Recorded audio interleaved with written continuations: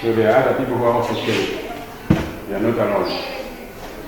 So at the marketplace, it's you and others. You are all suppliers in that market. So that's one angle of supply problem for you as a business person. The second aspect of the supply problem for you is those who are supplying you raw materials, supplying you inputs. And you are not the only person they are supplying to. They are also supplying to several others. So supply law or supply theory or supply functions are also something that business person has to know about while making decisions. Apart from you worrying about the demand for your commodities, in that market you're a supplier of that particular commodity that you are selling. You are worried about the demand, but you are not the only supplier. So for those who are demanding things from you, they call you a supplier. And you are not alone. Now, so we discussed issues of demand, but that cannot be complete without understanding the supply side. So the demand and supply are like two sides of the same coin. I've just explained. You are worried about the customers who are demanding your things, but remember you are not the only one. For them, you are all suppliers. So you need to understand the other side of the equation as well, which is the supply side. So the market determines the price. We hope that you are not the only one, because if you are the only one, probably you can set prices. But we are assuming you are not the only one. You are many of them. So you are hoping that the market is the one who is setting prices. There are many suppliers or sellers, and there are many buyers. So the price is set by the market.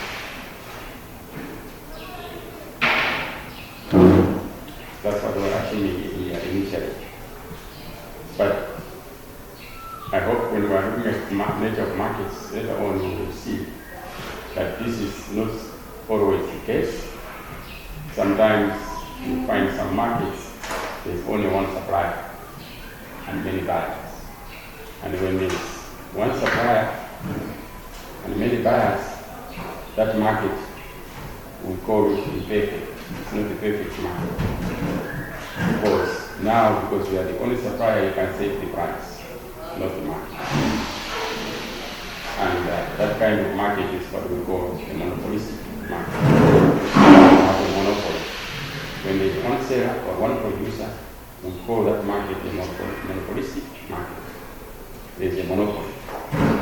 Monopoly basically means one producer, one seller. Can we have an example of a market in Malawi which is like that, where there's only one producer or one seller and many buyers? So this guy can actually determine the price. Say, okay, I will charge so much. Because he's the only producer, he's the only seller. And there are so many buyers. They're all buying from this place. Whatever. Yeah, it's water. You know? They are a monopoly. That is not a perfect market. The consumers don't have any choice. You cannot say I will buy from somebody else. If you are boring or you are expensive, I will want to buy somewhere else. No? But where we are hoping that we have a perfect market where there are many buyers and many sellers. So the market is setting price, and the market sets price based on demand and supply. We have looked at the issues of demand.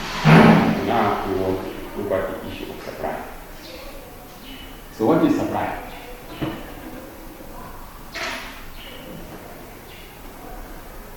What do we mean by supply?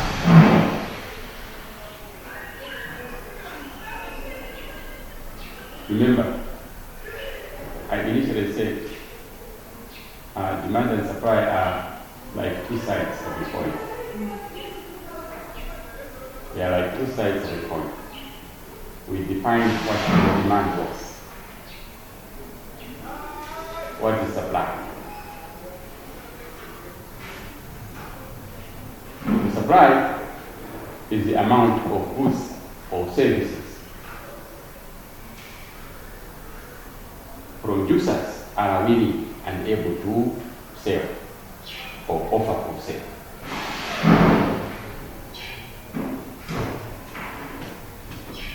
Supply is the amount of goods or service producers are willing and able to offer for sale at each possible price during a period of time. So look for the keywords.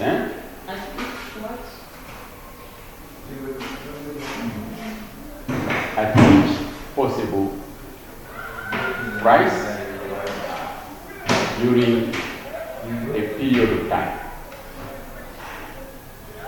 We are assuming everything else constant. Capital sparrows, everything else is constant. Supply, everything is constant. Supply is the price, is the amount of goods or services the producers are willing and able. So those two keywords, willing and able. It's not just a matter of willing. Are willing and able to offer for sale at each possible price during a period of time. So this supply thing is a relative thing. It's a relative thing. It's always referring to price and time. Referring in relation to price and time. That's why it's relative. In relation to price and time. In relation to price and time, what is the producers? What are the producers willing? What amount are they willing to offer and able to offer for sale?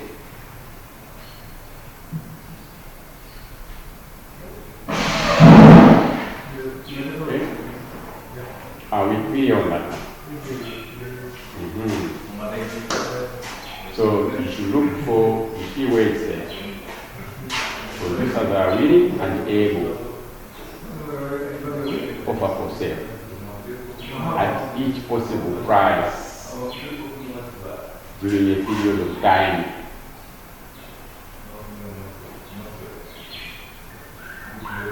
So any statement of a supply without reference to price and time does not make any economic sense.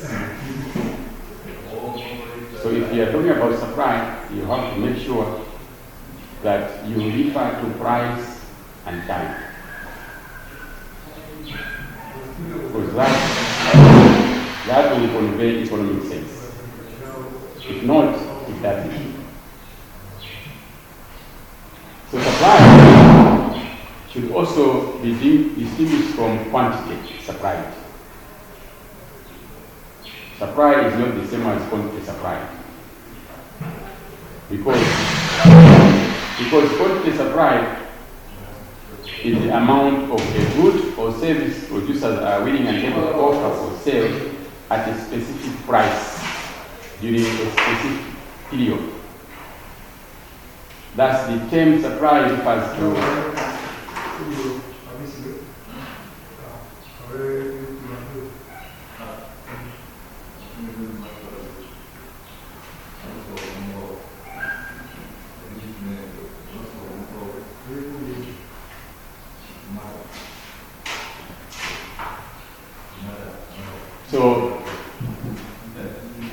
supply refers to the entire relationship between the price of a commodity and the quantity supplied at various possible prices.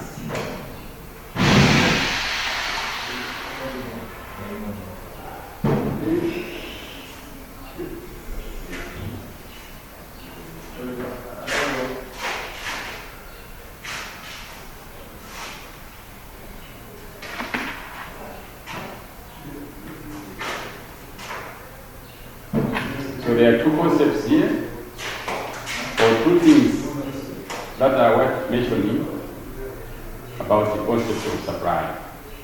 The first concept is that supply is a flow concept. Flow concept. FLOW, a flow concept.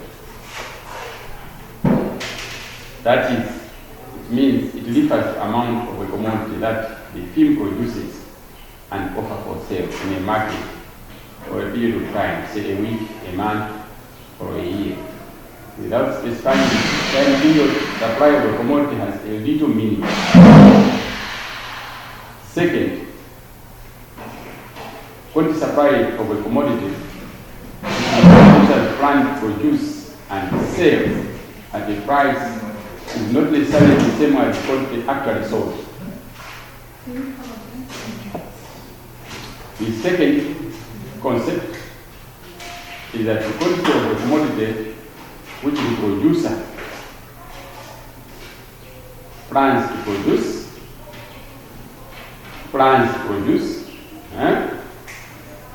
and sell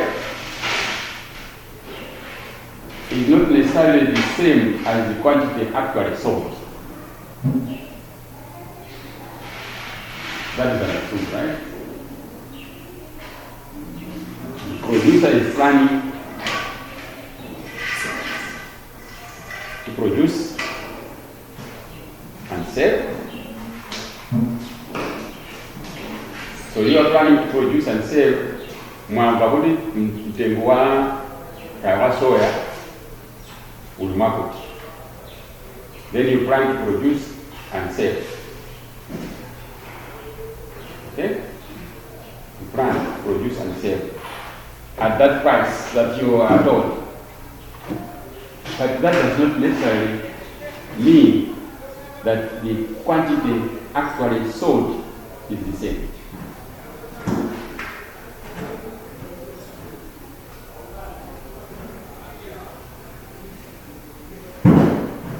Whatever you have planned does not mean that it will be what you will source, what you will sell, right? I mean, that's what actually happens all the time, right? The producer plans to produce a certain amount to sell at a given price. It's not necessarily the quantity that will actually be sold. So those two concepts, pro and actual. That's why when you were defining supply, what did we say? Willing and able.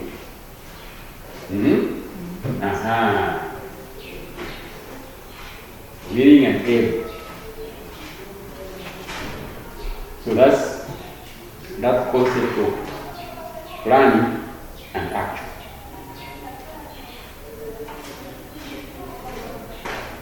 Right?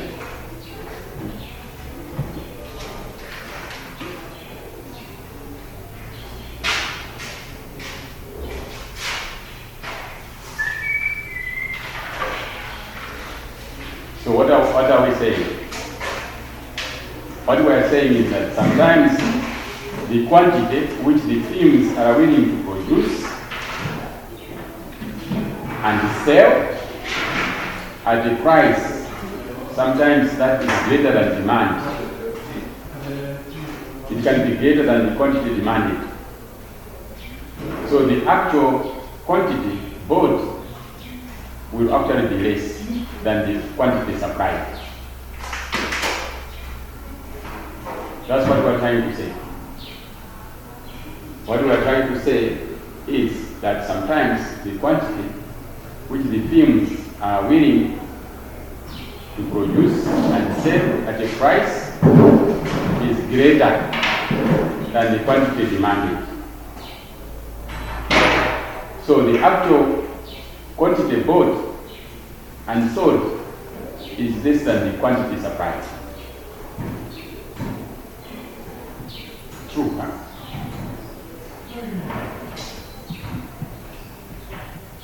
That's what we're saying.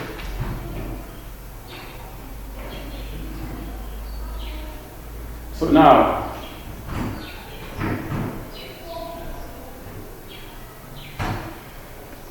what we're also saying at the same time is also we should be aware that sometimes the ability for you to supply depends on the stock that you have. So the ability of a seller to supply a commodity depends primarily on the stock available with that person. So the stock can actually determine what is supplied. The stock can determine what is being supplied. So the stock and supply are actually related.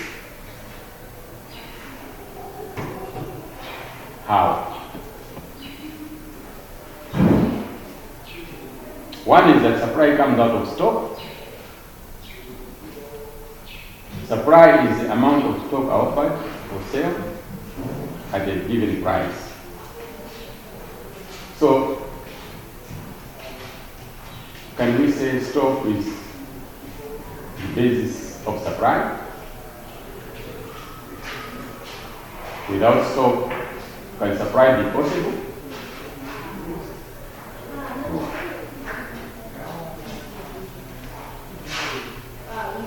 So we are very late. Very late. So the stock determines the potential supply. It determines what is likely to be supplied.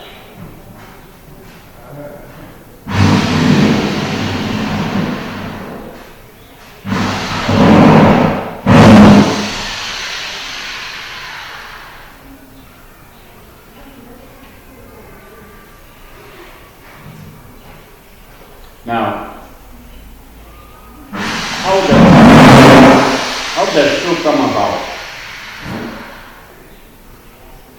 We are saying stock is very important. Studying stock levels is very important to understand what is supplied to the market. We said stock determines this potential supply. Actual supply, on the other hand, is the stock what is really offered for sale by the seller at a particular time.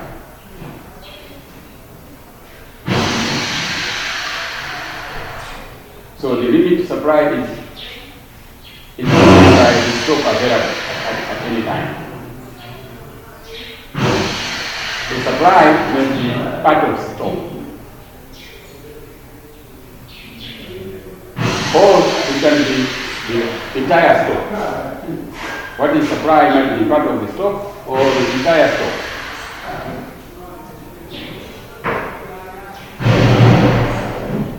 So stock can exceed supply. What is supply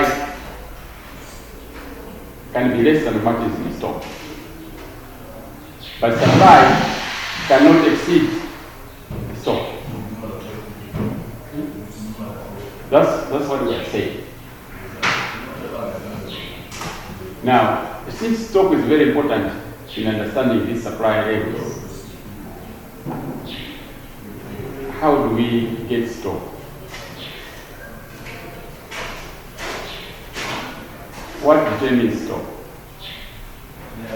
Stock is outcome of production, right? Or we are assuming that this business is in production. That's why we're saying stock is an outcome of production. But sometimes a business doesn't accumulate stock by producing, right?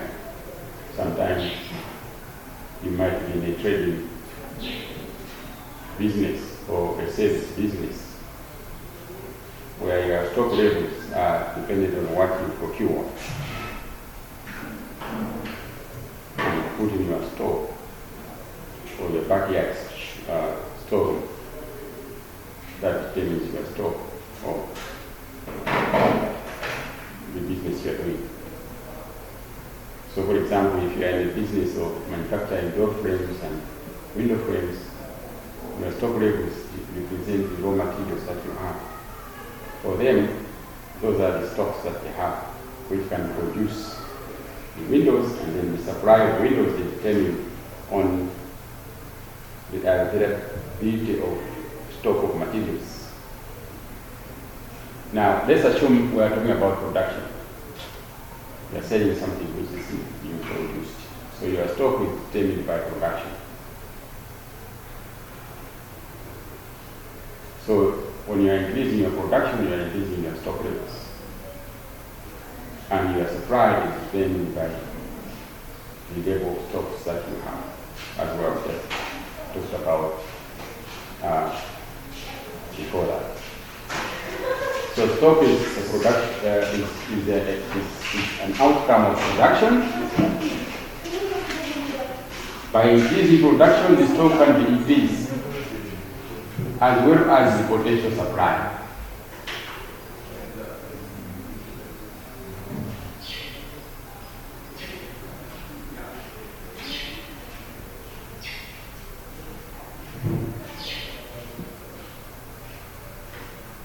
So, apart from this relationship between stock and supply, what would be the major determinants of supply?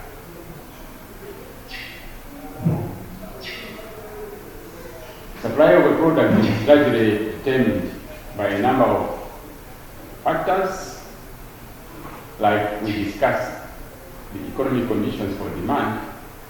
We can also discuss economic conditions for supply.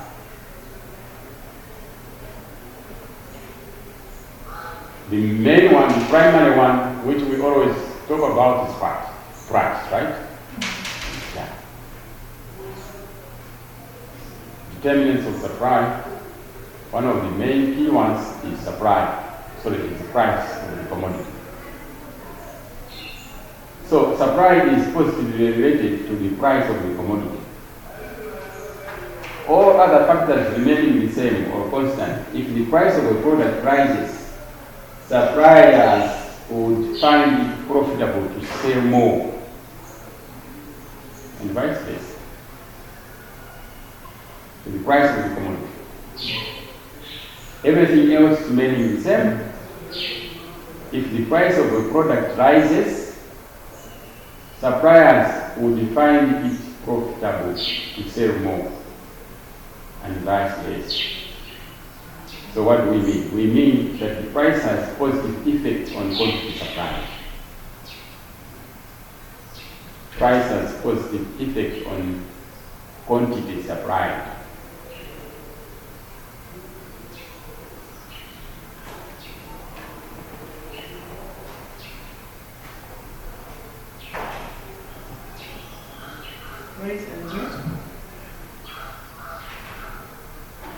Price has a positive effect on quantity supply.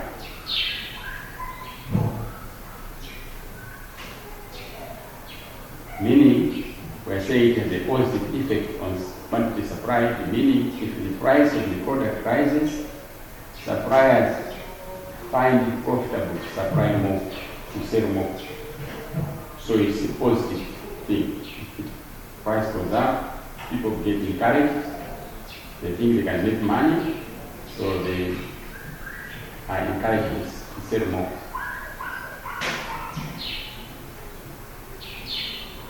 So price plays on the decision to supply or not to supply.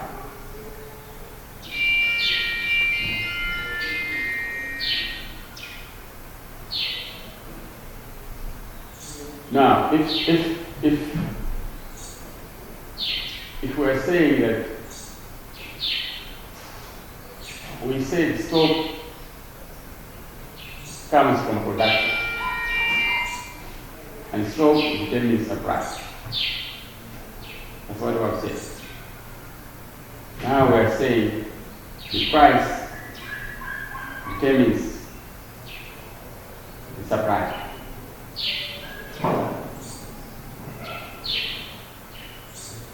Remember that relationship between stock and supply, and also the relationship between stock and production. So from there we can also confidently say that the cost of production will determine supply. You see the relationship? We said stock has got a positive relationship to supply, and we said stock is also determined by production. So apart from the price, we can confidently say the cost of production will also determine supply. Because stock comes from production. So the cost of production is the second determinant of supply. First one was price, second is the cost of production.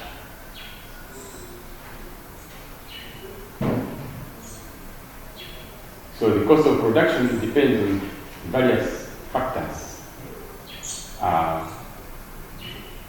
of production itself. How much does each factor of production cost?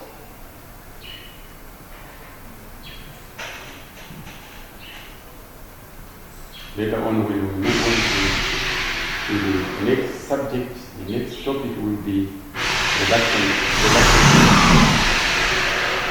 functions. So what we're discussing here is introducing the next topic, which maybe will take on maybe at the end of this or next week. So the cost of production is a key determinant of supply. The cost of production of a commodity depends on the prices of various factors of production. If the prices of extensive factors of production rise, for example, if the prices for factors of production rise, the production costs will also be higher for any level of output. So even if your plan was to produce 10,000 tons of soy this year, your plan to produce 10,000 tons of soy this year, the cost of production is determined by the prices of the factors of production. So, for example, if you are talking of production of soy, what are the factors of production? Land. If you have to pay for the land has a price. So, assuming you are an entrepreneur, a business person, you're planning to go into soy production, and you say, I want 10,000 tons of soy. So you begin to calculate how much land you need, and then you try to find out how much you can rent that land. If the prices of that land goes up, it means your cost of production will also go up. From that factor alone, that factor is land. The factors of production that you have been discussing in economics, in some of your economic classes, are what and what, or the ones you know in off your head. There is land, labor, capital, what else? Usually, Carrero used to just say these three: land, labor, and capital. These days we include entrepreneurship. Entrepreneurship is the art, the skills, to combine the skills, combine these three, combine the land, the labor, and the capital. The one who has got the best skills of manipulating the combination of these things to a maximum, to maximize production. If that is lacking, you may have land, you may have labor, you may have capital. But if you are lacking the skills, combine them in such a way that you have best production, you will not have it. So this aspect of skill, knowledge, we call it entrepreneurship, is another factor that we usually try to talk about. But in this example, let's just say we have land, labor, and capital to produce 10,000 tons or so. Land, you have to pay for it. Land, how do you pay for land? What does land get? What is the price of land? Rent, eh? Yeah, rent. What is the price of labor? Wages. What is the capital of source? What is the price of capital? If you're using machinery. No, the price. Remember, we said land, the price of land is rent. That's what you have to pay if you have to use land. Land has to be paid for using it. So you pay the rent. Labor has to be paid if you are using it. You pay wages, capital. No.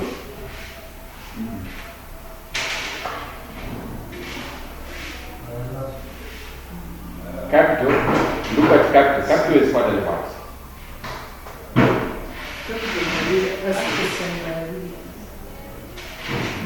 You guys are business people, that's why. You are thinking of equipment, you are thinking of machinery. Capital is not only machinery. Resources, other resources, it can be financial. Because those things, for you to get them, you need to pay for them. So capital, in this sense, we are talking of the financial. For example, this is capital. You can have capital, you can have a business capital. They will not say, need the equipment. Do they say that? They don't say need the equipment, need the marrow, and need the tractor. You cannot go on one source on a large scale. They will not say that. They will say, I don't have capital, meaning financial. Right? Yeah, come on, I agree with you. When they say they don't have capital, it means they are talking about, in this case, they are talking about money. Because that money, if they have that money, they will pay for the land, they will pay for the wages, they will pay for the machinery. Right? So capital here, I'm referring to financial. So capital is, if you go and borrow capital, what do you pay? So capital is interest. Capital get paid by interest. That's the charge you pay. So you are a payment of loan, for example. The actual cost to you is the interest. Because the capital, the principal, where's the you got it. So you're just returning it back. But there is a cost to it, which is the interest. So this is the cost. Zina doesn't go out. But the cost to you is the interest. So in economics, capital is interest. Labor is wages. Land is rent. Now, if the prices of these things go up, it will affect your production. For a same level of quantity that you want to produce.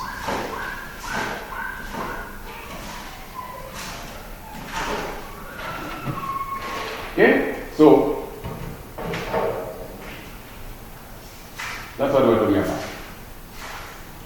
The cost of production can affect what you can produce. You may not be able to produce 10,000 tons of soil if suddenly the cost of land, the cost of labor, the cost of capital has gone up. You may not be able to do it. You may produce less, for example. You may go for less. That's what we're talking about. So it will affect supply. Supposing the cost of production goes down, you may even increase hectarage. You may hire more people. Even when the interest rates go down, you may even decide that you can get a bigger loan. Okay? And that will affect how much you produce. And if the production is affected, it will affect your stock levels. It will affect your supply. What other things can affect supply? Determinants of supply. We were so quick in mentioning the determinants of demand, right? Supply seems to be a bit of what other things do you think can affect supply? Even the demand is low. Yeah, yeah, you're right. People get discouraged if a lot of things like, for example, you have a lot of things in stock, you try to take them to the market, the actual sold, the actual amount that is sold at the market is less than what you have supplied, a lot of it is going back to the store. You might begin to get discouraged, even produce more. Yeah, actual demand is high. Yeah. Mm-hmm.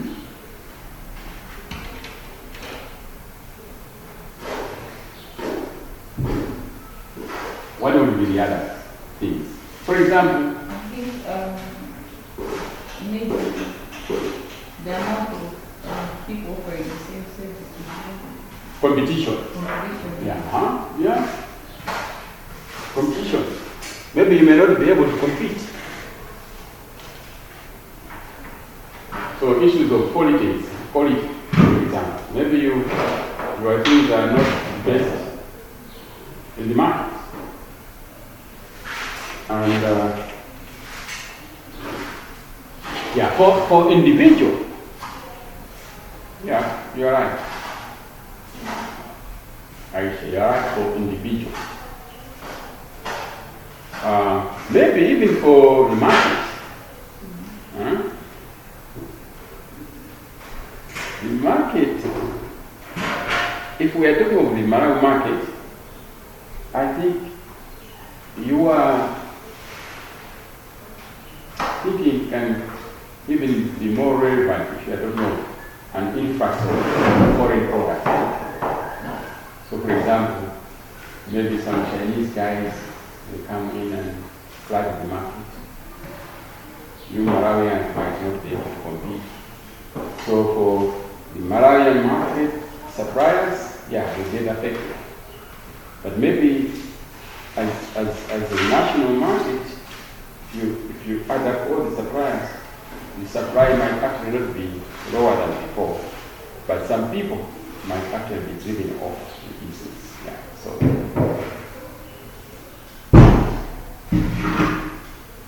if you are in production, what other things? Like this rainy season, what can affect your maize production or your groundnut production or your soy production? Yeah, those what we call exogenous, external factors, exogenous factors. So where exogenous factors are things like weather conditions. You can't control them, they come from outside. And outside you are thinking, you are planning. It can be floods, droughts, sometimes epidemics, like COVID or cholera. They can actually affect your supply. So they usually cause fluctuations in the supply chain, especially agricultural goods, unlike industrial goods. We are saying industrial goods. If you have a factory, you can have factors such as fire, maybe. Your factory gets gutted down, or sometimes walls, condo. Earthquakes, as we have seen today, there's killed so many people in Turkey. There's been a terrible earthquake today in Turkey. It's so bad. 7.7, and buildings, are just going down. 20-story buildings are just going down.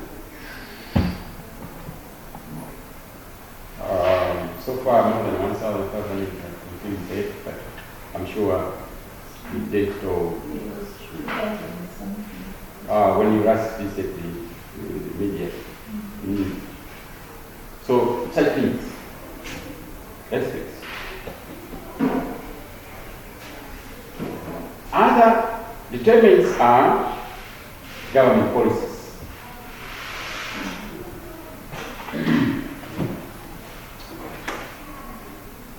So government policies usually relate to taxes and subsidies on particular products. Taxes or subsidies. So a tax on a commodity, what does it affect?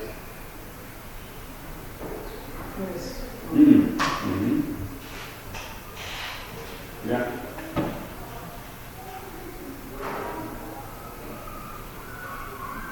And it also sometimes, because the price is going up, it will affect the cost of production. If you are using that particular product for production,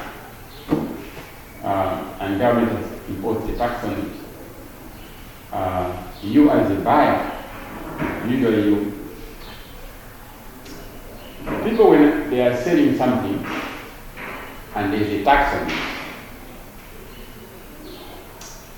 it affects the end buyer. So, for example, you are in business of selling cars. Government raises the tax on car. It means the final buyer, usually, a minimum good is you don't feel it because you just pass it on. The end user will pay what would have been the price plus what shall change. So at the end of the day, not only affecting the price of that commodity at the market, but if you are using that product as an input in production of something else, it will also affect the cost of production. We're together, right? Mm-hmm. It depends on the product where the tax has been put. Some products go for the final consumption, others go for to be used to produce something else. Yeah. So in both ways, it will affect the supply.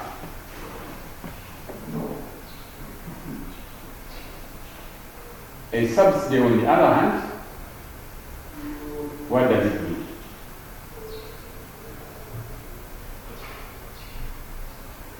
It helps you, it gives you encouragement to produce more. So for example, a subsidy on the fertilizer. Instead of you buying the fertilizer bag at 75,000, you are buying it at 15,000. So you can imagine how you will be helped to produce more. Because now, with 75,000, you'll be able to buy 5 bags instead of 1. So it can actually encourage you to produce more. So all these government policies, in one way or the other, they will affect the supply at the market. Now, if we were to develop a supply function, these would be our variables. These would be our independent variables. So the supply will be the dependent variables, and then the independent variables would be these things we're talking about. The exogenous factors, government policies, cost of production. We have forgotten one thing actually, is what they call the state of technology. What technology is available to produce something is another factor that can affect supply. What technologies are available? So, for example, if we are talking about the agricultural sector, if you are in the business in the agricultural sector and you are producing, for example, soy, the technology can affect the amount that will be produced and therefore the stock, and therefore the supply. The technology there will be the seed. Whether there has been improvement in seeds that are available for you. So improved seeds can improve your yield. Okay? How many? Actually, I went to my son's farm last month. I didn't know. I learned that soy has got so many varieties. Cinema zero. I learned it last month. We have the variety, early maturity, variety, medium maturity, Chinese. I didn't know. Remember, zero variety has 30 months. But soy also has. And it also depends on what variety is available, drought resistant, maybe variety might resist drought, is more tolerant, So technologies, because varieties are, the availability of different varieties is technology. What are going in? Technological advancement in producing hybrid things. Gene manipulation, for example. GMO. When I was at American Embassy, I'm sorry to say that I supported the introduction of GMO in cotton. We were doing experiments with Bunda. So I used to get money for them from Washington for them to do those experiments. And then, because it was very difficult for us to introduce that technology in food crops because of the controversy. A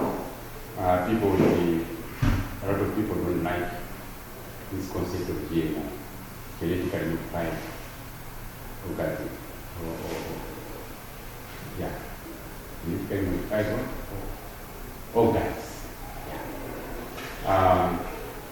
Then what we thought was to introduce a non-food so that it gains acceptance, non-food. So we did that, and now you have GMO cotton in Malawi. It's there in Kenya. Malawi is not the only one. In South Africa. Then later on, we decided to go on to test the cowpea wheat.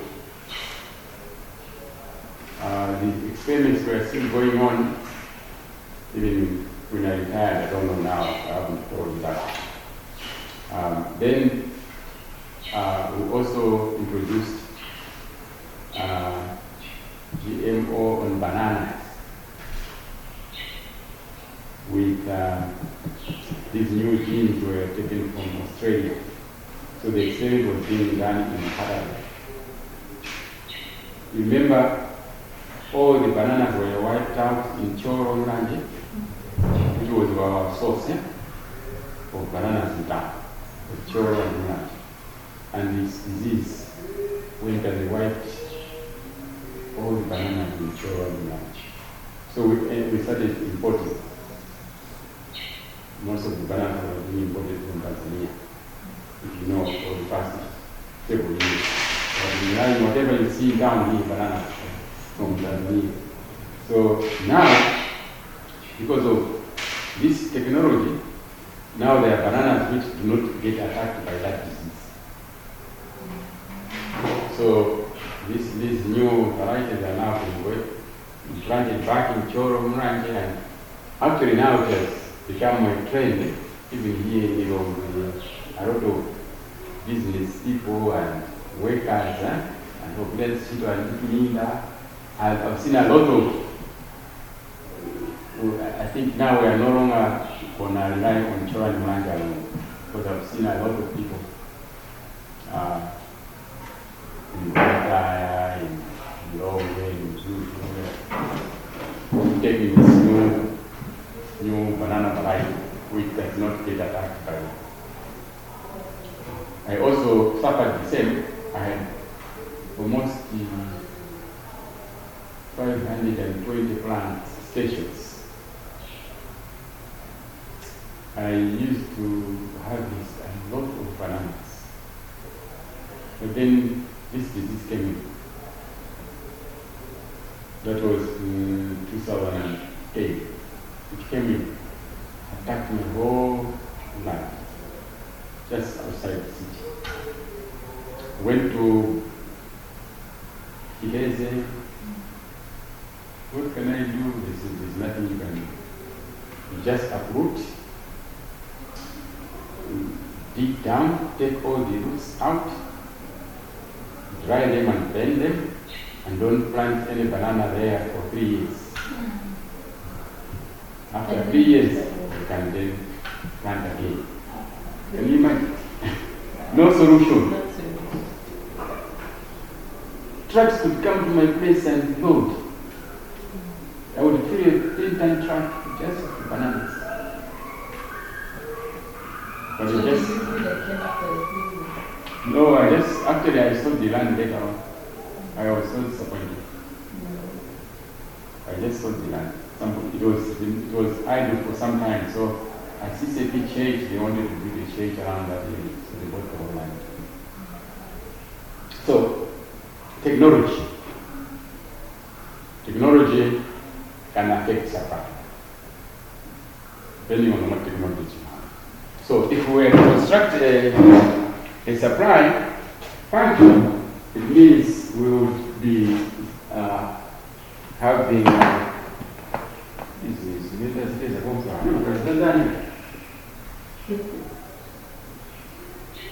supply would be so a commodity X would be we can say technology here. What else?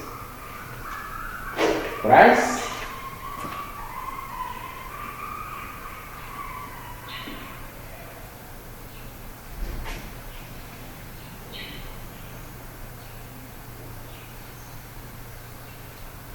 Exogenous factors. Government.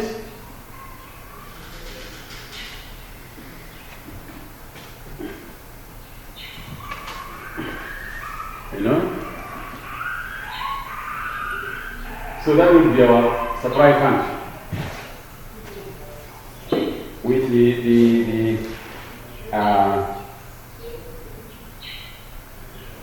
so if instead of writing that, we can also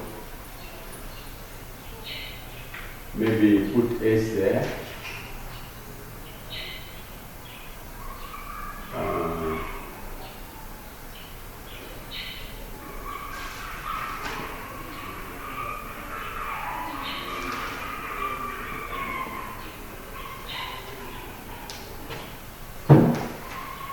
Where the key is standing exogenous factors. Yeah. So we have P for price, T for technology, G for government policies, E for exogenous factors, and then Naiwara make up for Luigi. Anyway, my daughter Metaika will present that one there. The cost of production.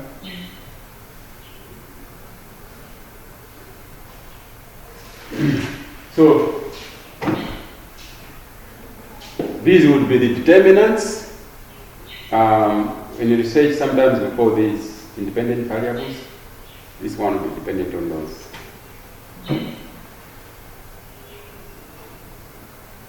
So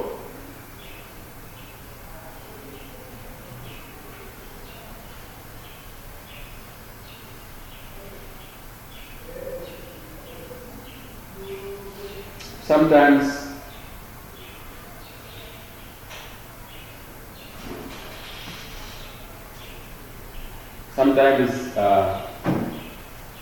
if you had to write a linear one, a linear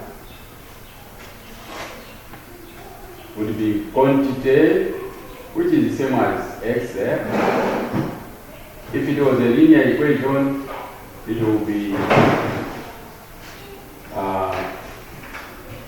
A, which is a constant, plus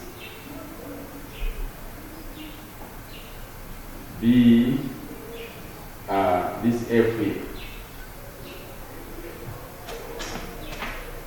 meaning A and B being constants. So that A might represent an interception. For example, when you are doing a graph, when you say it's like this is an interception.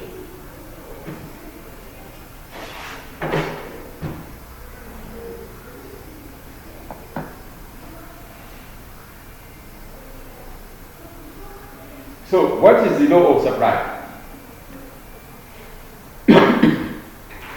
What would be the law of supply? Remember we talked about the law of demand. What would be the law of supply?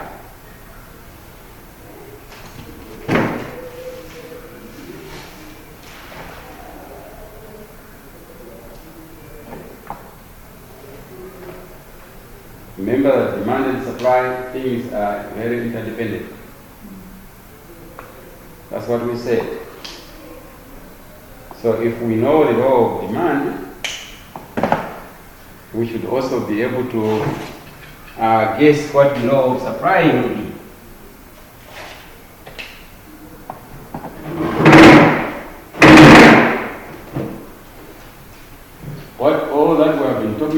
here has been the law of the theory of supply.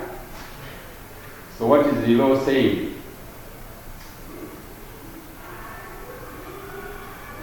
The purpose of theory of supply is to establish the law of supply. The law of supply describes the seller's supply behavior under given conditions. So the law of supply is aimed at describing the seller's supply behavior under given conditions. So the law will reflects the tendency of the sellers in offering their stock of a commodity or sale in relation to varying prices, for example.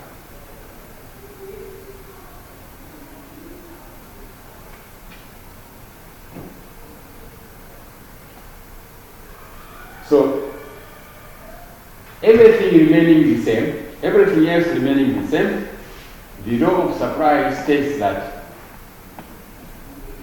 the higher the price of a commodity, the greater is the quantity supplied, and vice versa. Everything else remaining the same. That's the condition. We economists like to put conditions. Some of the conditions sometimes are very. Okay. Everything else remaining the same. The law of supply states that other things remaining the same. The higher the price of a commodity, the greater is the quantity supplied.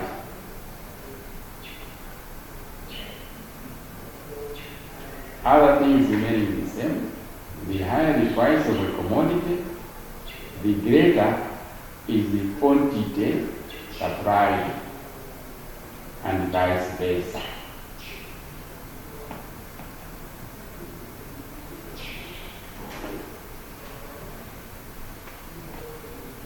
And vice versa.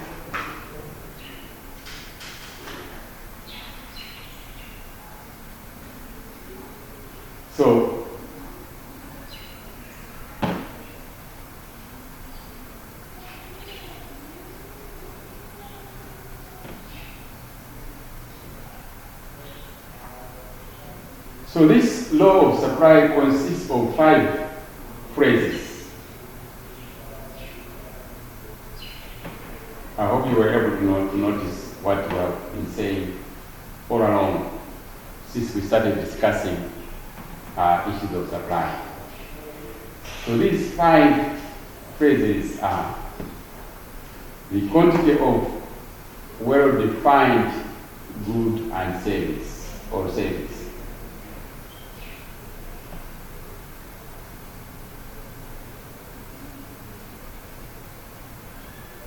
Quantity of well-defined goods or service.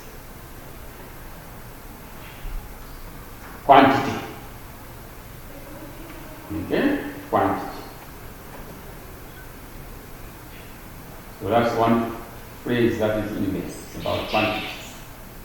2, producers are willing and able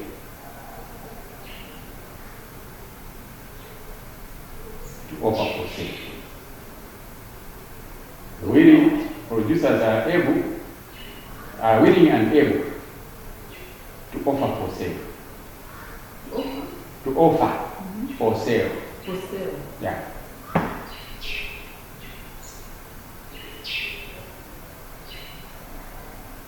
The third phrase is during a particular period of time.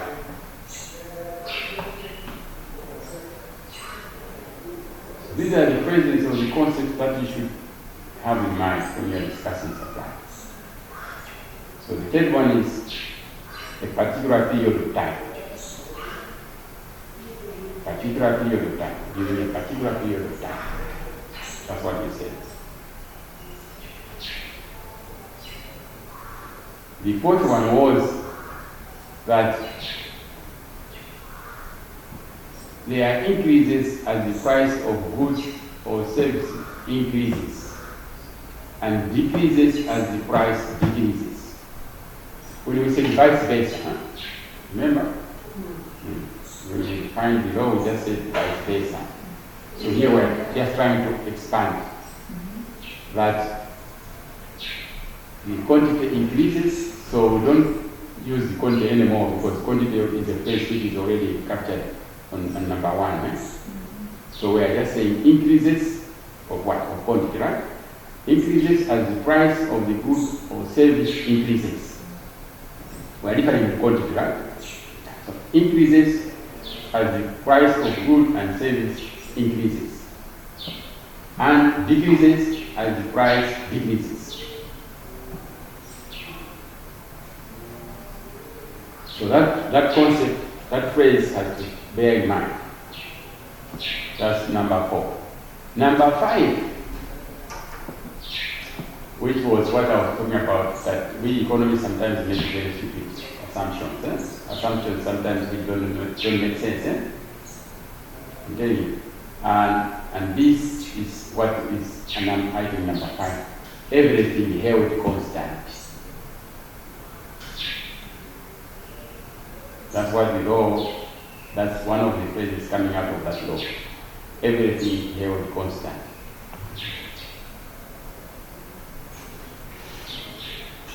Yeah? So all these should stick and say, okay, this is what supply is. That's how we should understand supply. The behavior of supply. The behavior of suppliers will be captured by these things.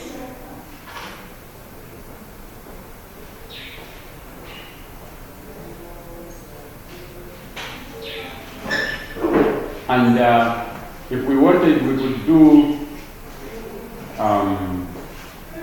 to understand better about these issues of supply, we could do supply schedules, supply curves. You did see?